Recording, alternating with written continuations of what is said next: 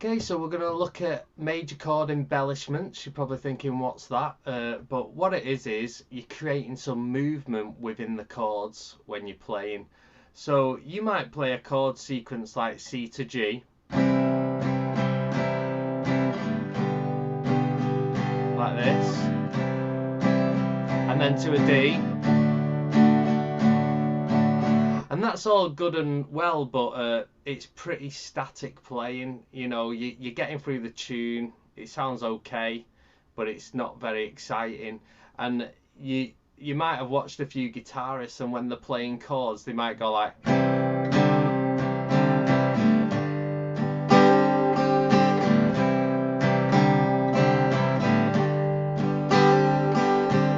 then D.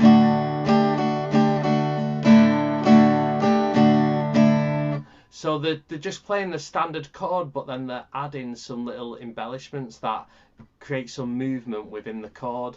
Now what all I was doing there is I was adding something called Sus2 and Sus4. So you're taking out a note in the chord and you're replacing it with the second note of the scale or the fourth note of the scale, and it adds a little bit of tension.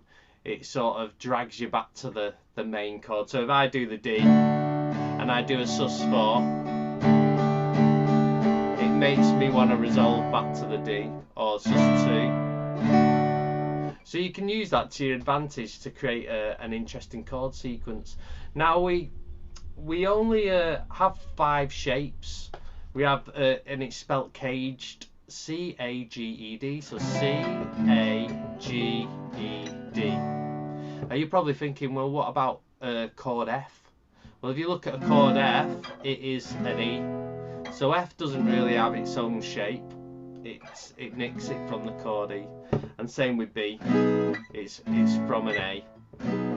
So you literally have 5 shapes to work with to learn out what is the Sus2 and Sus4 on them 5 shapes. And then you just start to just mess around with each chord on its own and be able to use it. So I'll tell you what, we'll just dive straight into the C. So you can see here I've got all the 5 shapes here, and then I've got a little chord chart which shows everything all together. This probably looks quite confusing at the moment, but hopefully when we've gone through each shape that'll make sense. So here we got a C chord, standard C, and to get the Sus2 chord we take our second finger off. So that's the little yellow one, signifies Sus2. So take it off and then you're playing this open note here. So I'll show you what that looks like. So from a C to a C2. You could just practice doing a strumming pattern and going from a normal C to a C2. Okay, let's try the Sus4 in a C. So you can see the 4th finger goes underneath the 3rd here, if you can see that. So look, I'm going to place that 4th finger, see it's underneath the 3rd finger, and that is your Sus4. So I might want to go from a normal C, and I might want to keep this second finger down because that has no effect, you might as well keep it down. So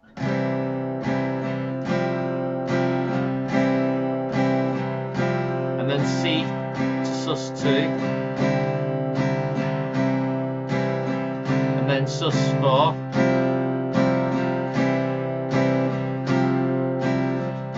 so in actual fact I'm just playing a C chord, but I'm making it interesting with some movement. So you might have heard a song by James called Laid.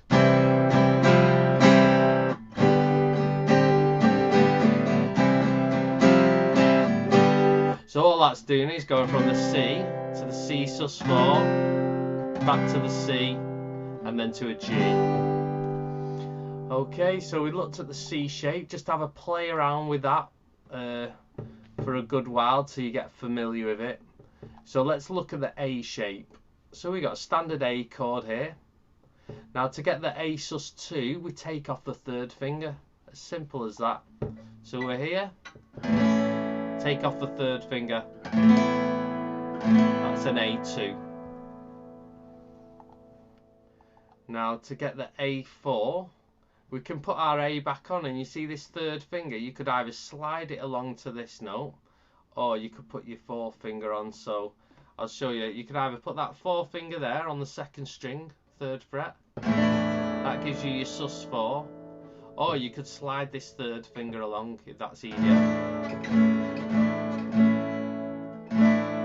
That does sound a bit smoother with your little finger. So here's your Sus2. Back to your normal A. Sus4. Back to the normal A. It does cause a little bit of tension when you do a sus. That's snooker, that.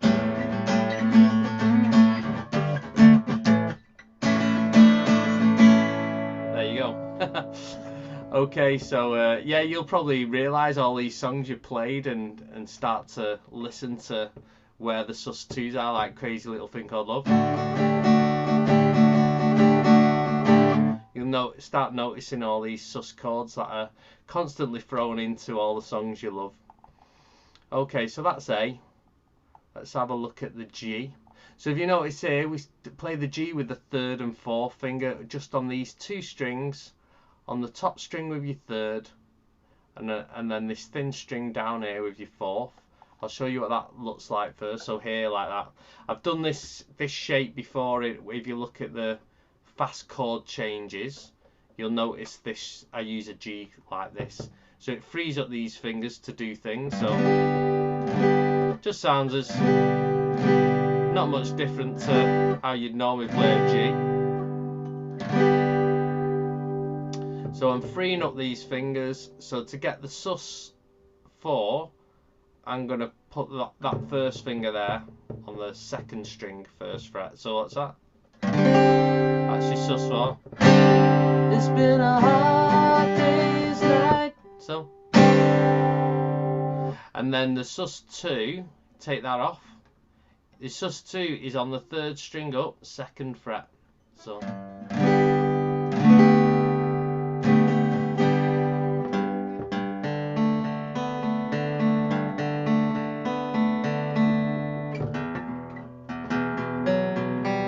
Every breath you take is Sus2s or Sus4s. Yeah. So that. Okay, so, and then the Sus4 on the G. So muck around with that.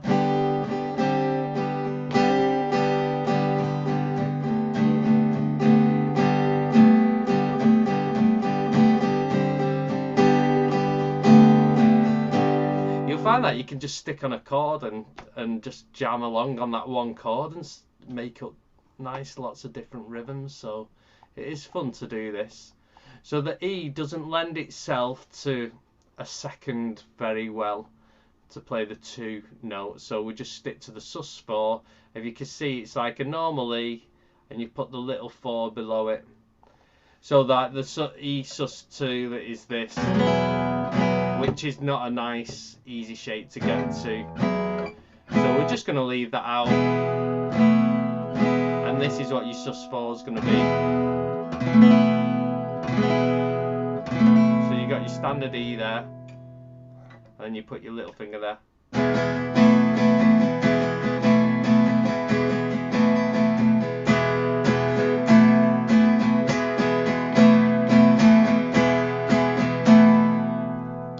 So have a little muck about with that. And the last one is D. So you got a standard D, this little triangle shape, and to get the Sus2 you take the 2nd finger off here. So just take your 2nd finger off, and you got to get that open E. So make sure your fingers ain't like this, you got to hook them round a bit. Back to the D, and the Sus4 is here just below this 3. Put your 4th finger on, so see that there, this one, Sus2, D, and Sus4, and then on the A,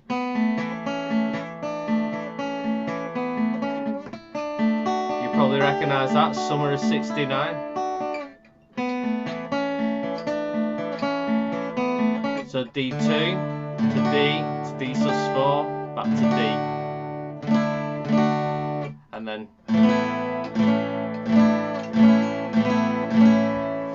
okay, so that's all the 5 shapes now, and there is the minor equivalents. It's all the same notes, so if you did a D minor, D2, D minor 2 would be there, and D minor 4 would be there. But we'll get onto the minors a bit later, because not every chord you play is a major chord, so you need to work out how to move around on minor chords. Okay, so I hope that helps. I hope that gives you some fun to learn and something new to do. Alright, bye.